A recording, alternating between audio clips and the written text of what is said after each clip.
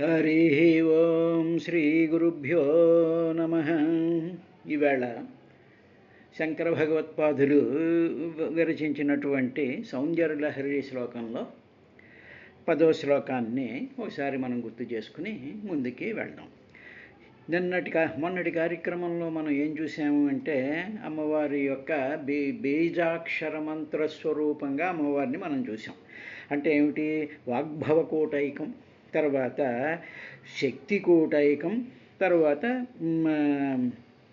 మధ్యకూటము. అంటే ఏమిటి? వాగ్భవకూటము, మధ్యకూటము, శక్తికూటము అనేటువంటి కా ఏ ఈ లా హ స హ క హ ల హ్రీం స క ల హ్రీం అనేటువంటి పంచదశాక్షరి మంత్రస్వరూపంగా అమ్మవారు ఉంటుంది. సాధారణంగా మానవులందరూ కూడా దేహంతో ఉంటూ ఉంటారు. అలాగే దేవతలు మనం చూసినట్లయితే దేవతలు విగ్రహాల రూపంలోనూ పటాల రూపంలోనూ కూడా ఉంటూ ఉంటాయి. కానీ అమ్మవారి యొక్క ప్రతి దేవత యొక్క స్వరూపము కూడా బాహ్యంగా సాకార రూపంలో అంగాలతో ఉండేటువంటి విధానం ఒకటి ఉంది. తరువాత మంత్రస్వరూపంగా ఉండేటువంటి విధానం. మంత్రము అనేటువంటి దాంట్లో అందులో ఏంటంటే అక్షరాలు ఉంటాయి. అక్షరాలకి ఒక అర్థం ఉంటుంది, అర్థం వెనకాల ఒక భావం ఉంటుంది, ఆ భావం వెనకాల ఒక పరమమైనటువంటి శక్తి స్వరూపం కింద ఉంటుంది. అంటే కనిపించేటువంటి ఆ రూపం శక్తి కింద కనిపిస్తూ ఉంటుంది, అంటే ఒక ఎనర్జీ సిస్టమ్ కింద కనిపిస్తూ ఉంటుంది. కాబట్టి మన శాస్త్రాలన్నింటిలోనూ కూడా ఈ విధంగా సాకార రూపంగా మనసుకి పట్టేటువంటి విధంగా ఒకటి చెప్తూ ఉంటారు. 2 ఉపాసకులకి మంత్రస్వరూపం కింద ఉపాసన చేసుకోవడానికి వీలుగా మంత్రస్వరూపం కింద చెప్తూ ఉంటారు. ఇప్పుడు మామూలుగా వాగ్భవకూటము అంటే కా ఏ ఈ లా హ్రీం అనేటువంటి అక్షరాలు, బీజాక్షరాలు, దాన్ని వాగ్భవకూటము అంటాం. తర్వాత మధ్యకూటము హ స క హ ల హ్రీం, అది మధ్యకూటం. తర్వాత శక్తికూటం స క ల హ్రీం, ఈ పంచదశాక్షరి. ఈ విధమైనటువంటి మంత్రాలతో ఉపాసన చేసినప్పుడు ఈ బీజాక్షరాలలో నుంచి అమ్మవారు ఒక శక్తి స్వరూపం కింద ఆవిర్భవిస్తూ ఉంటుంది. ఈ శక్తి స్వరూపం ఎలా ఉంటుంది అనేటువంటి విషయాన్నే తర్వాత దాంట్లో చెప్తూ మూలమంత్రాత్మిక మూలకూటత్రయ కళేబరో అని చెప్పి మనకి లలితా సహస్రంలో చెప్పారు. అంటే ఏమిటనమాట? మూలకూటత్రయ, ఈ 3 అంటే ఏమిటి?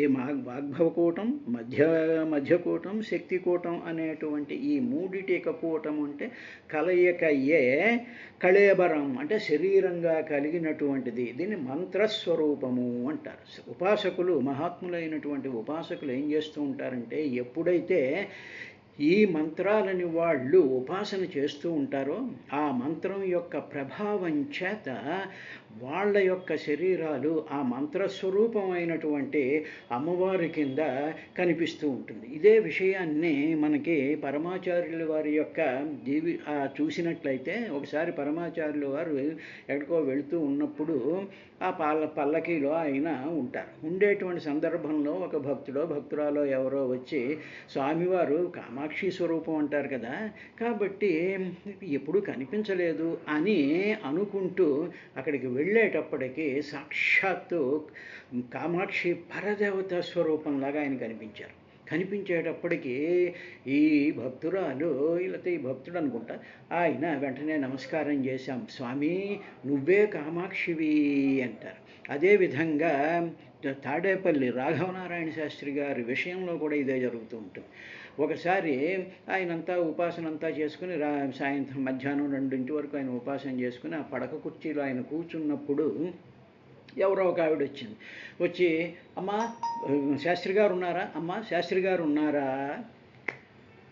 అని అడిగేటప్పటికీ ఆయన అటు తిరిగి కూర్చుండేటప్పటికీ నేనే శాస్త్రిని అనేటప్పటికీ ఆవిడ గబగబా వచ్చి చూసేటప్పటికీ సాక్షాత్తు అమ్మవారి యొక్క స్వరూపం కింద ఆయన కనిపించారు. అంటే ఏమిటి? మంత్రోపాసన చేసినప్పుడు ఆ శక్తి వచ్చి ఆ కళేబరం ఉందే, ఆ దేహం ఉందే, దాని బదులు ఆ మూలమంత్ర స్వరూపం అయినటువంటి అమ్మవారు కనిపిస్తూ ఉంటుంది. కాబట్టి ఇటువంటి ఆ శక్తి ఏమిటి ఆ శక్తి ఏమిటి అనేటువంటి విశేషాన్నే మనకి సౌందర్యలహరిలో 10వ శ్లోకంలో సుధాధారాసారైశ్చరణయుగళాంతర్విగళితైః ప్రపంచం సించంతి పునరపి రసాంనాయ మహసా అవాప్యత్వాం భూమిం భుజగనిభమధ్యుష్టవలయం స్వమాత్మానం కృత్వా స్వపిషి కులకుండే కుహరిణీ అని శంకర్లు వారు ఈ శక్తి అంటే ఈ బీజాక్షరాలలో ఉండేటువంటి శక్తి స్వరూపం ఎలా ఉన్నది అని చెప్పి ఆయనకి అమ్మవారు ఎలా కనిపించిందంటే కైలాసం వెళ్ళినప్పుడు చరణయుగళ అంతః విగళితై అమ్మా నీ 2 పాదాల మధ్యలో నుంచి కూడా స్రవిస్తూ ఉండేటువంటి సుధాధారాసారై నీ 2 పాదాల మధ్యలో నుంచి కూడా బ్రహ్మాండమైనటువంటి అమృతధార స్వరూపం ఇలాగ కారిపోతూ ఉన్నది, అలా చిలకరిస్తూ ఉన్నది. అంటే బ్రహ్మాండమైనటువంటి వర్షం, మేఘంలో నుంచి వర్షం వచ్చేటప్పటికీ ఆ ధారాపాతం ఏ విధంగా ఉంటుందో అలాగా సుధాధారాసారై చరణయుగళాంతర్విగళితై అలా వచ్చేస్తోందమ్మా. ఆ వస్తున్నప్పుడు ఏం జరిగిందంటే ప్రపంచం సించంతి, ప్రపంచం అంటే ఈ ప్రపంచం అంతా కూడా నీ యొక్క ఆ అమృత ధారల చేత ఈ ప్రపంచం అంతా కూడా తడిసిపోతోందమ్మా. ఈ తడిసిపోతూ ఉండేటువంటి ఈ ప్రపంచం ఎలా ఉన్నది అంటే మామూలుగా పెద్దలు చెప్పినటువంటిది 72,000 నాడులతో ఈ ప్రపంచం అంతా కూడా తయారు చేయబడి ఉంటుంది. ఆ ప్రపంచంలో ఉండే ప్రతి నాడి కూడా తడిసిపోతూ అదేమో ఆ వర్షధార కింద అది వచ్చేస్తుందమ్మా. అలాగ వచ్చి ఏం చేస్తుంది అంటే తిరిగి పునరపి రసాంనాయ మహశాః ఇలా ప్రపంచాన్ని తడుపుతూ ఆ చంద్రుడి మీదకి వచ్చేసావు. ఆ చంద్రుడిలో నీ ఈ ధార వల్ల ఆ చంద్రుడంతా కూడా బ్రహ్మాండమైనటువంటి ఆ కళల స్వరూపం చేత వెలిగిపోతూ ఉండి నువ్వేం చేసావు అంటే ఆ చంద్రుణ్ణి వదిలేసి నీవు అవాప్య ఆ చంద్రమండలాన్ని పొంది భుజగ నిభం అధృష్టవలయం అప్పుడు నీవు ఆ చంద్రుడి మీద నుంచి వచ్చి మూలాధార చక్రంలోకి ప్రవేశించేసావమ్మా. ప్రవేశించి స్వస్వరూపంలో నీ అసలైనటువంటి స్వరూపం ఎలా ఉంది అంటే భుజగ నిభమధ్యుష్టవలయం. భుజగం అంటే పాము, ఒక పాము రూపంలాగా నీవు ఈ సృష్టిలోకి వచ్చేసేసి నీ మూలాధార చక్రం ఏదైతే ఉందో మూలాధారమైనటువంటి ఆ స్థితిలోకి భుజగ మధ్యుష్టవలయం అప్పుడు ఒక భుజగంలాగా అలాగ వలయం అంటే ఏంటి? వలయం అంటే మామూలుగా సర్క్యులర్ ప్యాటర్న్ వలయం అంటాంగా. కాబట్టి అలాగ పాము మామూలుగా ఏ విధమైతే అలా చుట్టుకుని కూర్చుంటుందో అలాగ నీవు కృత్వా చేసేసి ఎక్కడున్నావు అంటే మూలాధార పద్మంలో ఉండేటువంటి ఆ బొడ్డు ఉంటుంది, ఆ మధ్య భాగం, అది మహాపద్మం అనుకుంటే ఆ పద్మం యొక్క బొడ్డుల్లో నీవు సన్నని రంధ్రంలో ఉండేటువంటి కులకుండే స్వపిషివి ఆ సన్ననైనటువంటి కన్నంలో నీవు నీ శక్తి అంతా కూడా వచ్చి దాంట్లో ఒక చిన్న దారపు పోగులాగా దాంట్లో ఉండిపోతుందమ్మా అని శంకర్లు వారికి అమ్మవారి యొక్క ఆ అమృత ధారాస్వరూపాన్ని ఆయన చూశారు. ఇప్పుడు ఇది సాధకులకి ఎలా కనిపిస్తుంది అంటే సాధారణమైనటువంటి విశేషంగాని మనం అర్థం చేసుకోవడానికి ప్రయత్నించినట్లయితే ఇప్పుడు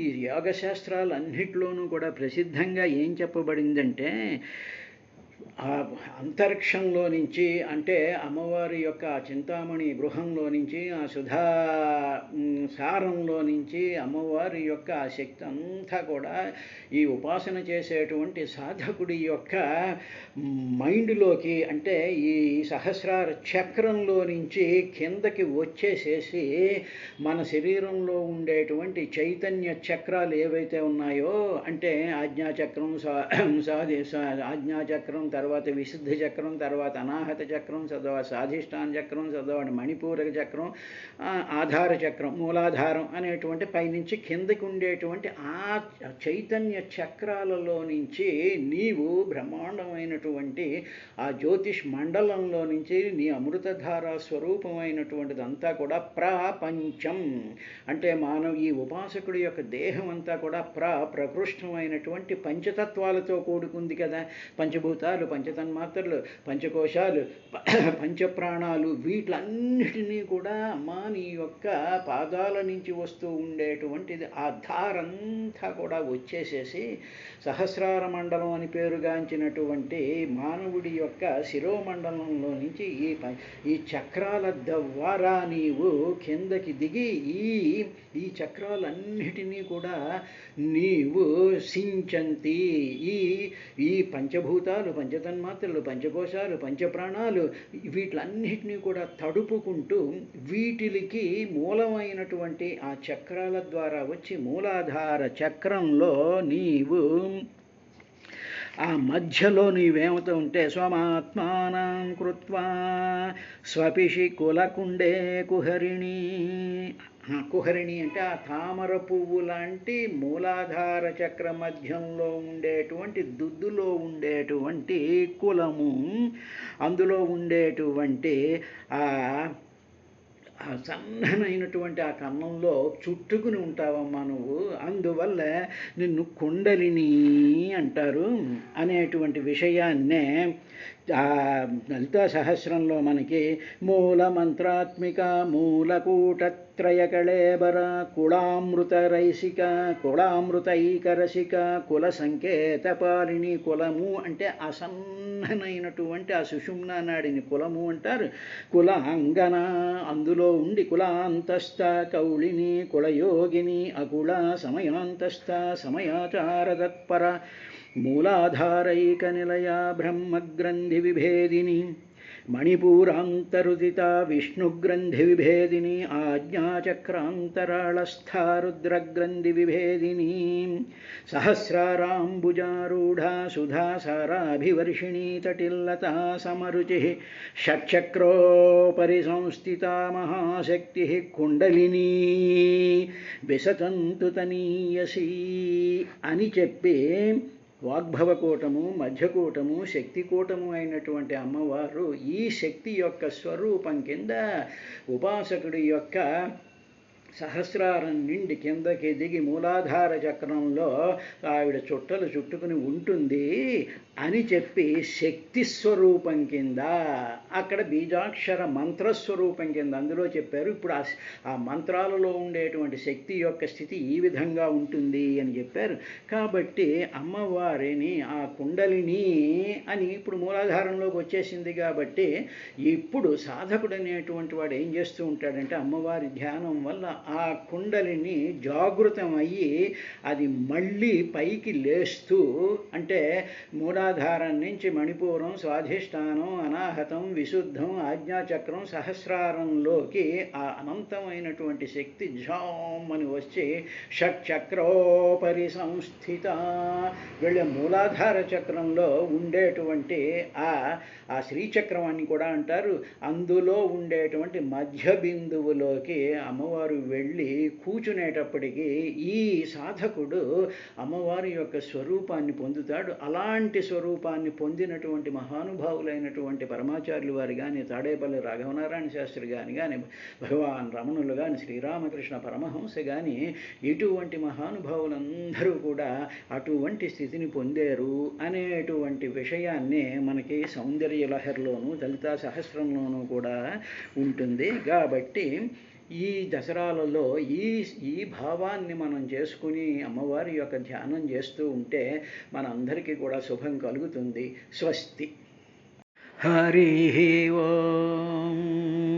మైత్రేయ మహర్షి పృథుచక్రవర్తి సూతుడు వందిమాగధులతో మాట్లాడినటువంటి మాటల్ని చేస్తూ ఆయన పోతన గారు వాటిని ఈ విధంగా అనువాదం చేశారు. వందిమగధ సూతవరులార నాయందు కమనీయ గుణములు కలిగెనేని అర్హంబును తిసేయ అవి లేవు నాయందు అదిగాన మీనుతి వ్యర్థమయ్యే ఇట మీద గుణములనే పారియుండినప్పుడు నుతించదరగుట మీద సభ్య నియుక్తులై చతురత ఉత్తమ శ్లోకుని గుణముల స్తోకభు ప్రసిద్ధములుగాన సన్నుతిసేయుడు అజుని అతని బహువిధ భవంబులభు లభినుతింప అలవిగాకయేయుడుదురు అదియుగాక చతురమతులారమాగధ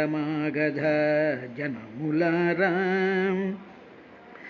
ఆయన ఏమన్నాడంటే, వందిమాగధులారా, నాలో సద్గుణాలు ఉన్నట్టయితే మీరు పొగడవచ్చు, కానీ అటువంటివి ఏవి నాలో లేవు. కాబట్టి ఇంతవరకు మీరు చేసినటువంటి పొగడ్తంతా కూడా వ్యర్థమేనయ్యా. ఇంకా ముందు కానీ నాలో సద్గుణాలు సమృద్ధిగా బాగా ఎక్కువగా కనిపిస్తుంటాయి, అప్పుడు మీరు ఎక్కువగా పొగుడుదురు. కానీ విష్ణుమూర్తి యొక్క గుణాలన్నీ సర్వలోకాలలోనూ సమస్త బ్రహ్మాండాలలోనూ కూడా శ్రీ మహావిష్ణువు యొక్క గుణాలు అందరికీ తెలిసినటువంటివే. కాబట్టి అవన్నీ ప్రసిద్ధమైనటువంటి గుణాలు అవి. అక్కడ అటువంటి శ్రీ మహావిష్ణువుని మీరు పొగడాలి. తరువాత ఆయన గుణాలను మీరు పొగడ్డం ప్రారంభించండి. విష్ణుదేవుని ఆయన యొక్క గుణాలు అనంతాలు కాబట్టి ఎంత పొగిడినా సరే ఇంకా అలాగనే ఉంటాయి. కాబట్టి మీరు నేర్పరులు కాబట్టి మీరు ఈ పొగడ్తలలోనూ ఈ విశ్లేషణలోనూ సందర్భానుచితంగా మాట్లాడడంలోనూ పురాణాలలోనూ మీకు పట్టు ఉన్నటువంటి తెలివైన వాళ్ళు. కాబట్టి మీరు మొట్టమొదట శ్రీ మహావిష్ణువు యొక్క ఆ గుణగణాలని పొగడండి. ఆ తరువాత నాలో ఏవైనా కనిపిస్తే అప్పుడు తర్వాత చూసుకుందాం మీరు అని అంటూ, మరియు మహాత్ముల గుణంబులు తన యందు సంభావితంబులు చేయ సామర్థ్యంబు కలిగిన అందు మహాత్ముల గుణంబులు ప్రసిద్ధంబులంగావున తత్సమంబుగా నెట్లును తింపవచ్చు. అంటే మహాత్ముల యొక్క గుణాలు తన యందు లేకపోయినా, ఏ మనిషిలోనూ కూడా మహాత్ముల యొక్క గుణాలు లేకపోయినా స్తుతి పాఠకులు మాత్రం వర్ణిస్తూ ఉంటారు. ఈ విధమైనటువంటి డబ్బా కొట్టేవాళ్ళు చాలామంది మనం చూస్తూనే ఉంటాం.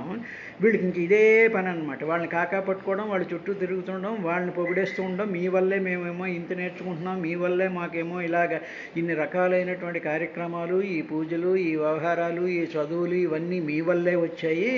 మాకు తల్లిదండ్రులు, మా పూర్వులు వాళ్ళెవరూ మాకేమీ చెప్పలేదు, మా మొగుళ్ళు చెప్పలేదు, మాకు పుస్తకాలు చెప్పలేదు, మీ వల్లే మేము ఇంత నేర్చేసుకుంటున్నాము అని చెప్పి ఇలాగ పొగిడేటువంటి వాళ్ళు స్తుతి పాఠకులు వర్ణిస్తూ ఉంటారు, వాళ్ళలో లేనటువంటివన్నీ కూడా. కానీ పొగిడేటప్పుడు గుణాలను పొగుడుతూ ఉంటారు. కానీ ప్రపంచంలో మహాత్ముల యొక్క గుణాలు చాలా ప్రసిద్ధమైనటువంటివి. అవి మహాత్ములైనటువంటి వాళ్ళు ఏ విధంగా ఉంటారు, వాళ్ళ గుణాలు ఏ విధంగా ఉంటాయి అన్నవి మాత్రం ప్రపంచంలో అంతా ప్రసిద్ధి చెందినటువంటివే. కాబట్టి ఆ గుణాలు తెలుసుకున్నటువంటి వాళ్ళే మాత్రమే పొగడగలరు ఆ గుణాలని. ఆ గుణాలు తెలుసుకోకుండా శ్రీహరి యొక్క గుణాలు కానీ, పరమాత్మ యొక్క గుణాలు కానీ, పురాణాలు కానీ, వేదాలు కానీ వీటిల్లో ఉండేటువంటి మహత్యం యొక్క ఔన్నత్యాన్ని కానీ తెలుసుకోకుండా ఇవన్నీ వేళల్లో ఏవో ఉన్నాయి అని చెప్పేసేసి సాధారణమైన తెలిసినటువంటి వాళ్ళు అలా పొగిడే శక్తి వారికి ఉన్నప్పటికీ, కానీ కొంతమందికి ఆ టాలెంట్ ఉంటుంది, పొగిడేటువంటి శక్తి ఉంటుంది. కానీ ఆ పొగడబడేటువంటి వాళ్ళ మీద లేని గుణాలని ఆపాదిస్తూ పొగుడుతూ ఉంటారు. పొగిడినట్లు ఎలా పొగడగలరు, అలాగే ఆపాదించేసేసి ఎలా పొగుడుతారయ్యా మీరందరూ అని అంటూ, ఇంకా ఆ పొగిడించుకునేవాడు ఏమంటాడంటేట, శాస్త్రాలు చదవడం వల్ల తాను విద్యా తపో యోగ గుణాలు పొందుతాను అని ఎవడైనా అనొచ్చు. వాడు అలా అంటుంటాడు, నేను ఆ శాస్త్రం చదివాను, ఈ శాస్త్రం చదివాను, నేను భాగవతం చదివాను, భగవద్గీత చదివాను, నాకు ధర్మశాస్త్రాలు తెలుసు, నాకు పూజాక్రమాలు తెలుసు, నా ఇష్టం వచ్చినట్టు నేను చేసేస్తూ ఉంటాను అనేసేసి నాకు ఇవన్నీ వచ్చేస్తాయి అని ఎవడైనా అనొచ్చు. అలా అంటే అలా అన్నవాడిని సభ్యులైనటువంటి వాళ్ళు, అంటే కొంచెం జ్ఞానం కలిగినటువంటి వాళ్ళు, తెలిసినటువంటి వాళ్ళు, కొంచెం భగవద్ధ్యానం కలిగినటువంటి వాళ్ళు అటువంటి వాళ్ళని చూసి నవ్వుకుంటారు. నవ్వుకోవడమే కాదంటే ఇలా నవ్వుకుంటున్నారు అన్న సంగతి ఆ మందమతి గ్రహించలేడు.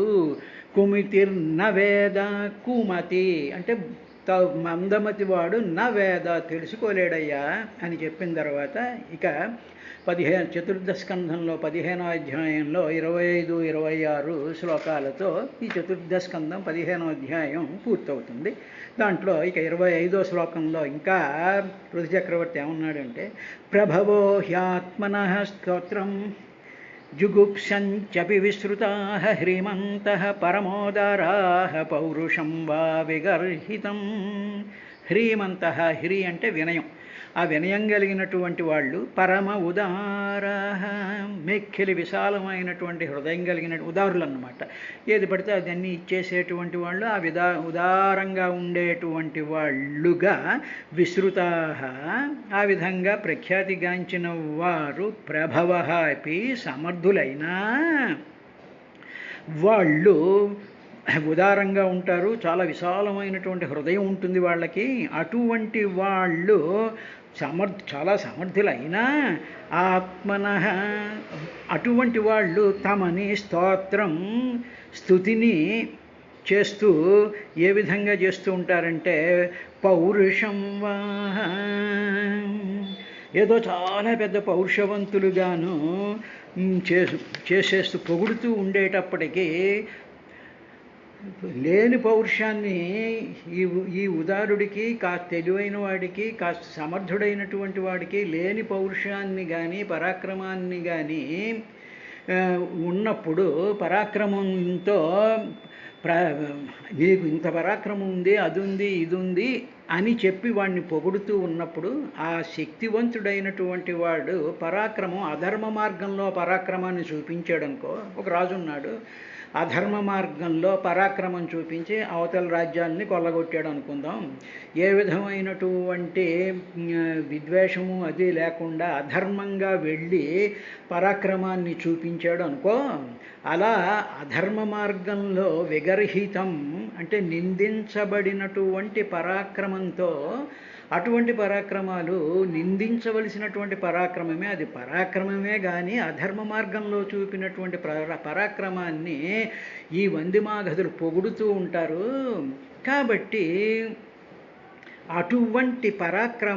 అటువంటి పొగడ్తలని వినయం కలిగినటువంటి వాడు, ఔదార్యం కలిగినటువంటి వాడు యావగించుకుంటాడయ్యా. అందువల్ల అధర్మ మార్గంలో ప్రయాణించేటువంటి వాళ్ళు, అధర్మ మార్గంలో డబ్బులు సంపాదించి అవినీతి చేసి కబ్జాలు చేసి కొల్లగొట్టి దేవాలయాల్ని వీటిలన్నిటినీ కూడా కొల్లగొట్టేసేసి అనేక రకాలైనటువంటి స్కీమ్స్లో అధర్మ మార్గంలో వాడి పరాక్రమం, వాడి శక్తి, వాడి అధికారం చూపిస్తూ ఉండేటువంటి వాడి చుట్టూ చేరి వీడు చాలా ధర్మపరుడండి, వీడు ఎంతో బాగా పరిపాలన చేస్తున్నాడండి అని చెప్పి వాడి చుట్టూ చేరి పొగడేటువంటి వాళ్ళను చూసి జుగుప్సంతి యావగించుకుంటారు, అందరూ చాలా అసహించుకుంటారు.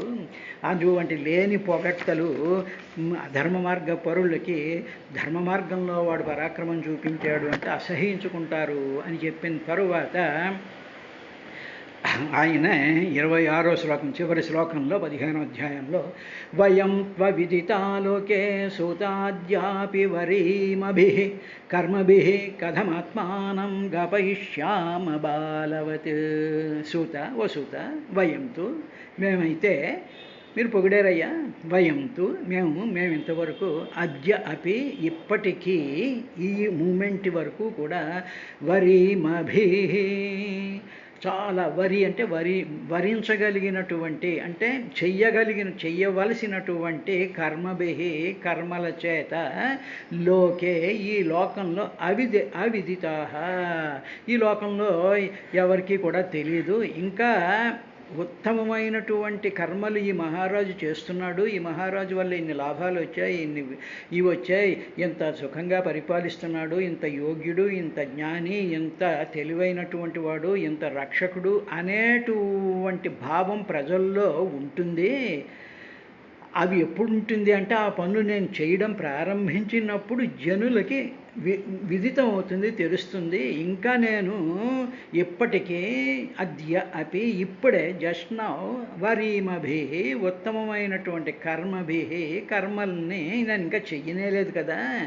చెయ్యకపోయేటప్పటికీ చెయ్యనటువంటివన్నీ కూడా అవిదితాహ, ఆ ప్రజలకి తెలియదు, ఇంకా నేను చేయలేనన్న సంగతి వాళ్ళకి తెలియబడలేదు ఇంకా వాళ్ళకి. ఆత్మానం బాలవత్ కథం గావయిష్యామ. కాబట్టి అలాగా అవివేకి వలె నా స్థుతిని నేనే ఎట్లు చేయించుకుంటానయ్యా. గావయిష్యామి బాలవత్. ఒక బాలుడు అంటే జ్ఞానం లేనటువంటి వాడు, వివేకం లేనటువంటి వాడిని బాలుడు అంటాంగా. అంటే వాడు పాపం ఇంకా జ్ఞానం రాలేదు, అవివేకి. ఆ అవివేకి లాగా నేను ఎలా స్థుతి చేయించుకుంటాను, ఇంకా నా గురించి ప్రజలకి ఏమీ తెలియదు, ఇంకా నేనేమి ఉత్తమమైనటువంటి కర్మలు మొదలు పెట్టలేదు, ఇంకా నేను ఛార్జ్ తీసుకుని ఫుల్గా ఇన్వాల్వ్ అవను లేదు, ఇంకాను అవ్వకుండానే మీరు ఈ విధమైనటువంటి స్తోత్రం కథం గావయిష్యామ ఎలా స్థుతి చేస్తారు, నేను ఎలా స్థుతి చేయించుకుంటాను, కాబట్టి మీరు ఆపండి అయ్యా స్వామి అని చెప్పి 26వ శ్లోకంతో 4వ స్కంధంలో ఉపాఖ్యానంలో పృథు పట్టాభిషేకాన్ని వర్ణించేటువంటి 15వ అధ్యాయం ముగిసింది. ఇక చతుర్థ స్కంధంలో 16వ అధ్యాయంలోకి అడుగు పెడుతూ ఉన్నాం. అథ షోడశోऽధ్యాయ. మైత్రేయ ఉవాచ. ఇతి బ్రువాణాం నృపతిం గాయకా మునిచోదితాః తుష్టూస్తుష్టమనస్తద్వాగమృతసేవయా అని మొదటి శ్లోకం మైత్రేయ మహర్షి విదుడితో చెప్తూ ఉన్నాడు. ఏమన్నాడంటే, మైత్రేయ ఉవాచ ఇతి ఈ విధంగా బ్రువాణం పలుకుతున్నటువంటి అంటే చెప్పినటువంటి నృపతి పృథు మహారాజుని, పృథు మహారాజు వందిమాగధులు సూత వందిమాగధులతో మాట్లాడాడు కదా. ఈ మాటలన్నీ కూడా వాళ్ళు విన్నారు. విన్న తర్వాత ఆ మాటల వల్ల బ్రువాణం పృథు నృపతిం వాళ్ళు ఏం చేశారంటే, ఆ గాయకాహ ఆ గానం చేసేటువంటి వాళ్ళు, ఆ పొగడ్తలు చేసేటువంటి ఆ సంస్థ వాళ్ళంతా కూడా తత్ వాక్ అమృత సేవయ ఆయన పలికినటువంటి అమృతమయమైనటువంటి వాక్కుల్ని వాళ్ళు తీసుకుని ఇన్ రైట్ సెన్స్ తీసుకుని తుష్ట మనసః చాలా సంతోషించినటువంటి మనస్సు కలిగినటువంటి వాళ్ళై తుష్టువు మళ్ళీ స్తుతించడం ప్రారంభించారయ్యా. అనేటప్పటికి విదురుడికి అదేమిటండి, ఎంతవరకు కూడా వద్దయ్యా బాబు ఆపండి మీరు, నా సంగతి ఇంకా తెలియకుండానే ఏమిటి అని చెప్పి పృథు చక్రవర్తి అన్నాడు కదా. మరి అన్నప్పుడు తుష్టువు మళ్ళీ స్తుతించారు అని చెప్పి చెప్తున్నారేమిటి మహానుభావ మీరు అని మైత్రేయుడిని అడిగాడు. అనేటప్పటికీ అప్పుడు ఈ శ్లోకంలో వాళ్ళు మళ్ళీ స్తుతి ఎందుకు చేశారు అంటే, ముని చోదితాః ఎప్పుడైతే ఈయన వద్దు అని చెప్పి ఆపేసిన తర్వాత ఏం జరిగింది అంటే, ఈ సూతుడు వంది మాగధి వీళ్ళ ముగ్గురు కలిసి అక్కడ ఉండేటువంటి మునుల దగ్గరికి వెళ్ళి, స్వామి పృథు చక్రవర్తి ఈ విధంగా అంటున్నాడు, ఆయన మహానుభావుడు నాకు స్తుతి చేయొద్దు అంటున్నాడు, నేను ఇంకా పని మొదలెట్టలేదు కదా, నేను ఇంకా ఉత్తమ కర్మ ఇంతవరకు నేను మొదలెట్టలేదు, ఇవన్నీ ప్రజలకు ఎవరికీ తెలియవు కదా, తెలియనప్పుడు మీరు స్తుతి చేస్తున్నారేమిటి, చెయ్యకండర్రా ఆపేయండి అని అన్నాడయ్యా పృథు చక్రవర్తి అని చెప్పి, వీళ్ళు మునుల దగ్గరికి వెళ్ళి వాళ్ళు పృథు చక్రవర్తి చెప్పినటువంటి మాటల్ని చెప్పారు.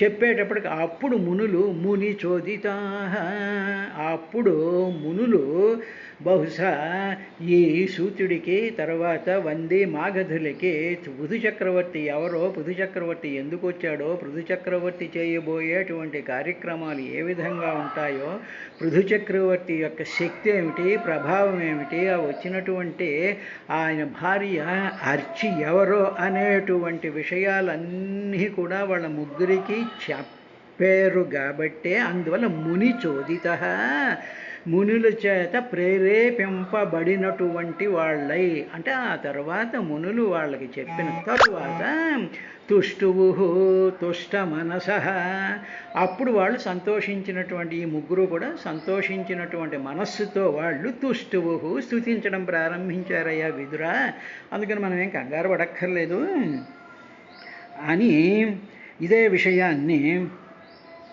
ఆయన పోతన గారు ఈ విధంగా అనసూత వంది మాగధ జనులు ఆ నరనాయకుని వచనముల్ వినియున్ ముని చోదితులై క్రమ్మర అనురాగములుప్పతిల్ల అమ్మనుజేంద్రున్ అమృతోపమానంబులైన మధురవాక్యంబులనిట్లనిరి అని చెప్పి అప్పుడు మునిచోదితులైనటువంటి వాళ్ళై అప్పుడు వాళ్ళు పృథు చక్రవర్తిని ఆయన యొక్క గుణాలని, ఆయన ఎవరు అనేటువంటి విశేషాన్ని వీళ్ళు ఆ స్తుతి చేస్తున్నప్పుడు అప్పుడు ఆ స్తుతులు వింటున్నటువంటి వాళ్ళు ఆ సభాసదులకి, ఆ జనులకి, ఆ లోకంలో ఉండేటువంటి వాళ్ళకి అప్పుడు అవగతం అవుతుందన్నమాట.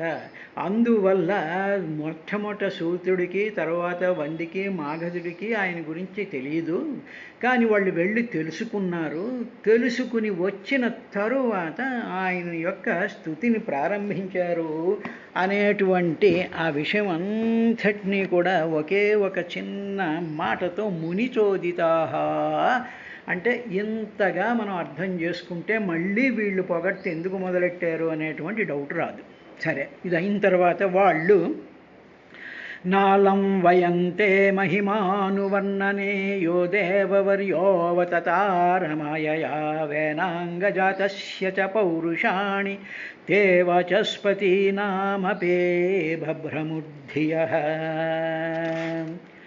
అని స్వామి ఆ పృథు చక్రవర్తి దగ్గరికి వెళ్ళి వీళ్ళు, స్వామి నీవు దేవదేవోత్తముడైనటువంటి శ్రీహరివయ్యా స్వామి, నువ్వు శ్రీహరివి, నీవు మాయాశక్తి చేత ఆ మాయాస్వరూపిణి అయినటువంటి అర్చిస్సుతో, ఆ వెలుగుతో, అంటే నీలో ఉండేటువంటి వెలుగు ఎవరంటే నీలో ఉండేటువంటి మాయాశక్తి, ఆ మాయాశక్తి ఉండే సాక్షాత్తు లక్ష్మీదేవే.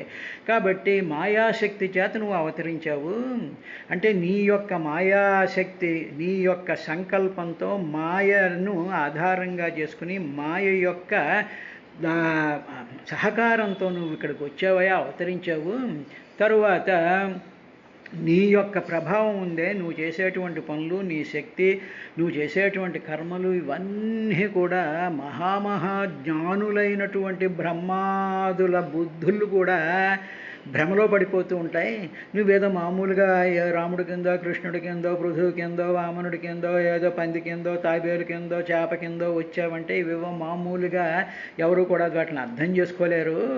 అదేవిధంగా అటు బ్రహ్మాదులే, ఇంద్రుడు అలాగ అర్థం చేసుకోలేడు, బ్రహ్మగారు అర్థం చేసుకోలేకపోయారు, ఎవరు రాక్షసులు ముందే అర్థం చేసుకోలేకపోయారు. ఇలాగా భ్రమలో పడిపోతూ ఉంటారు స్వామి. అట్టి నీ మహిమల్ని వర్ణించడానికి మేము సమర్థులం కాదు, మాకు ఆ సమర్థత లేదు అన్న ఈ విషయాన్ని మునిచోదిత, మునులు వాళ్ళకి ట్రైనింగ్ ఇచ్చిన తరువాత, ఓహో ఈయన శ్రీహరి కాబట్టి శ్రీహరి గుణగానాన్ని చెయ్యమన్నాడు ఆయన ముందు. మమ్మల్ని నోరు ముయ్యండి అనడానికి ముందు మీరు పొగడాల్సింది శ్రీహరి గుణగానాన్ని తప్ప మామూలు వాళ్ళు కాదు. ప్రవచనం చెప్పేటువంటి వాడిని పొగడ్డం, ఏదో గుళ్ళో పూజలు చేసేటువంటి వాడితో ఫోటోలు తీయించుకుంటూ వాడిని పొగడ్డం కాదు మీరు చెయ్యాల్సినటువంటిది. మీరు ఈ ప్రవచనం చెప్పేటువంటి వాడు ఎవరి గుణగానాన్ని చెప్తున్నాడో ఆ శ్రీహరిని, ఆ అమ్మవారిని, వాటిని దృష్టిలో పెట్టుకుని వాటి మీద మన మనసు పెట్టాలి, కానీ వీళ్ళ మీద కాదు అని చెప్పి మునులు చెప్పిన తరువాత వచ్చినటువంటి పృథు చక్రవర్తి సాక్షాత్తు శ్రీహరి యొక్క అంశతో వచ్చాడు అని వాళ్ళు చెప్పాక అప్పుడు ఈ వందిమాగధులు పొగడ్డం ప్రారంభించారు. తే నీ మహిమ అనువర్ణనే, స్వామి నీ యొక్క మహిమలున్నాయే అనువర్ణనే, మహిమలను వర్ణించట యందు వయం న అలం, వయం అంటే మేము ముగ్గురం కూడా న అలం సమర్థులం కాదు మేము. దేవవర్య, నీవు దేవతలే వరించడానికి సమర్థుడైనటువంటి వాడు. దేవతలందరూ కూడా నిన్నే వరిస్తూ ఉంటారు. దేవతలందరిలో కూడా చాలా శ్రేష్ఠుడైనటువంటి యహ నీవున్నావే మాయయా, మాయాశక్తి చేత అవతరించావు నువ్వే మామూలుగా పుట్టినటువంటి వాడు కాదు. నువ్వు కావాలని మాయాశక్తి యొక్క సంకల్పం చేత మాయాశక్తిని తీసుకుని నీవు అవతరించి వచ్చాడు. అలాగా నీవు వేన అంగజాతస్య, అలాగ అవతరిస్తూ నువ్వు ఈ వేణుడి యొక్క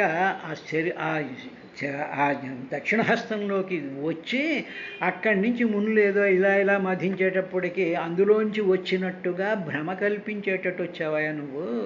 తే పౌరుషాణి వాచస్పతి ధియ అపి భభ్రము, అటువంటి నీ శక్తిని, నీ పౌరుషం ఉందే, నీ పురుషత్వం ఉందే, అంటే ఏమిటి, అన్నిటిలోనూ కూడా పూరింపబడి ఉండేటువంటి శక్తిని పౌరుషము అంటారు.